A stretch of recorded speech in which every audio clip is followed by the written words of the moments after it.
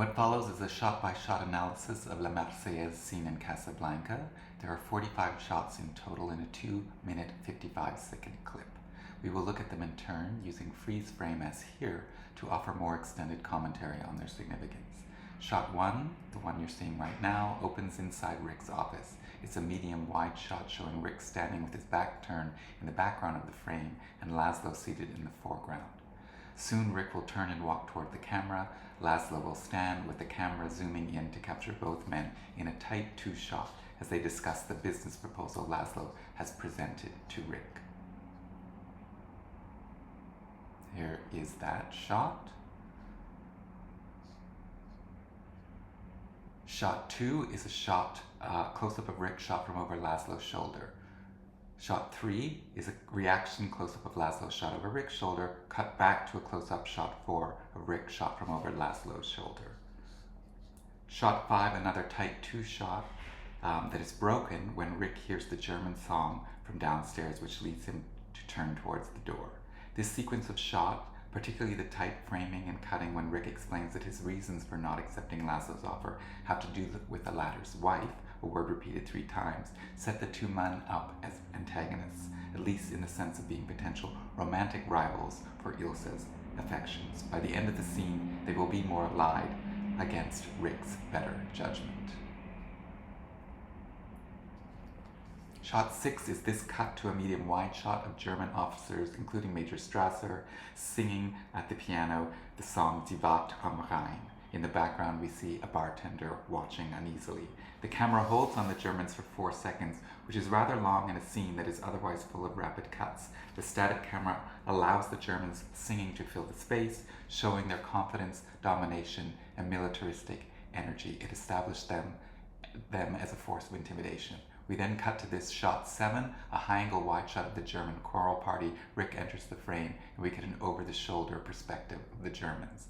Then shot 8, a medium-wide shot of the Germans, still from Rick's perspective, followed by a pan across the bar to Captain LeBeau, who glances upward towards Rick here.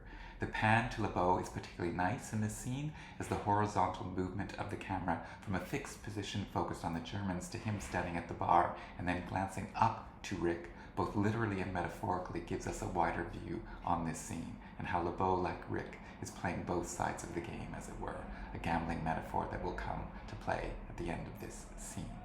Shot 9, LeBeau's glance cues the camera to a low-angle medium close-up focused on Rick outside his office, joined by Laszlo, who is incensed by their singing. We then cut to this shot 10, a deep center frame, deep focus shot that shows Yvonne in the foreground at the table with the German officer who's turned towards the singing Germans. The table lamp in the middle neatly divides Yvonne, a Frenchwoman, from her German beau.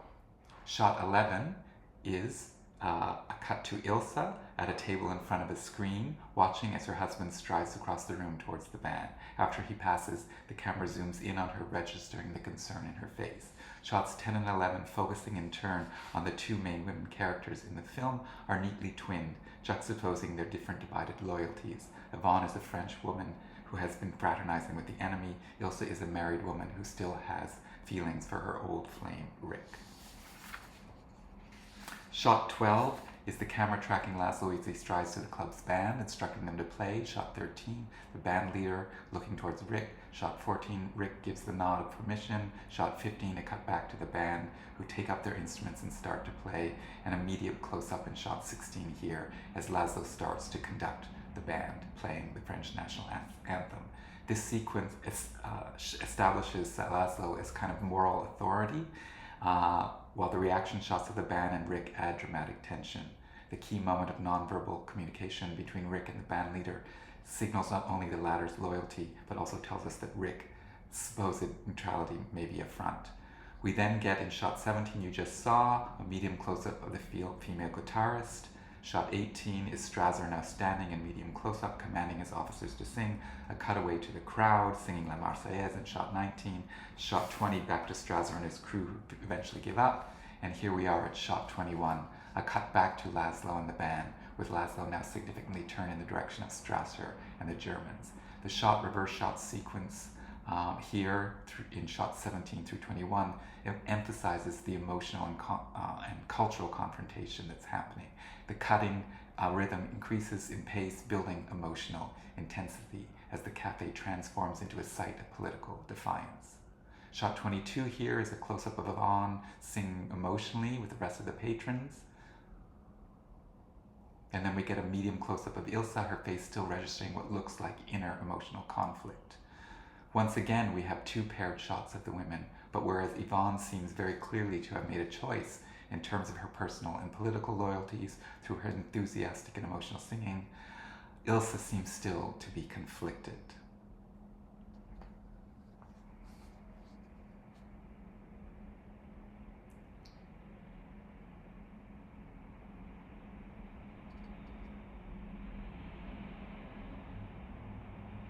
Shot 24, a medium close-up of Laszlo singing.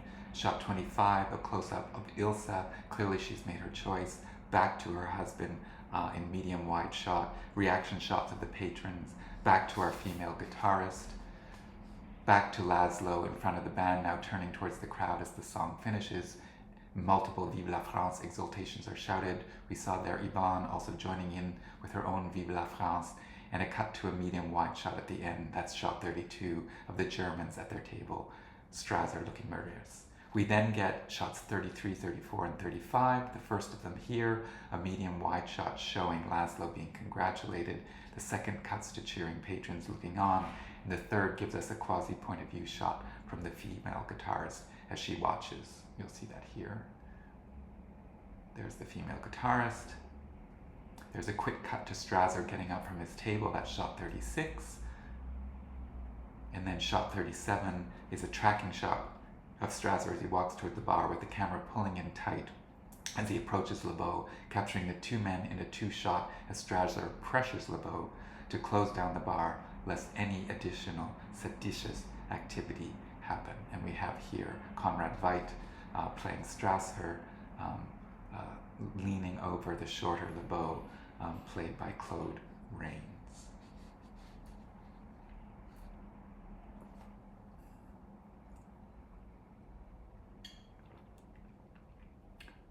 The next cut is to a reaction shot from LeBeau coming up as he protests that he has no excuse to close the club. Strasser tells him to find one and then exits the frame. There he goes, with LeBeau watching him leave before he grabs the cat. Then we get a medium close-up of Laszlo drinking champagne with his fellow patrons, a cut to a series of shots of LeBeau, the first in medium close-up from the front as he blows his whistle, the second from behind as he informs the club patrons that they must leave immediately, and the third again from the front as he informs everyone that the cafe is closed until further notice. And a final wide shot of the room, which you're seeing here, as he tells everyone to clear out at once. Those are shots 41 through 43.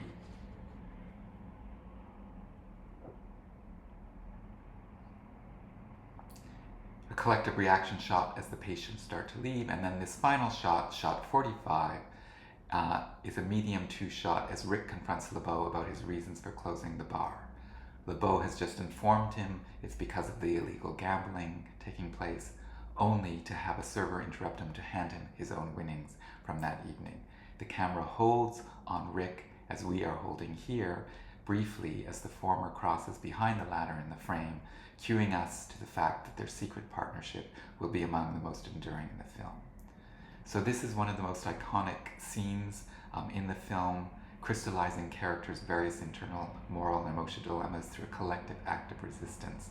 The battle of songs becomes a proxy for the larger war outside, and the sequence builds emotional power without violence, purely through music, through editing, and through facial expressions. And that's the end.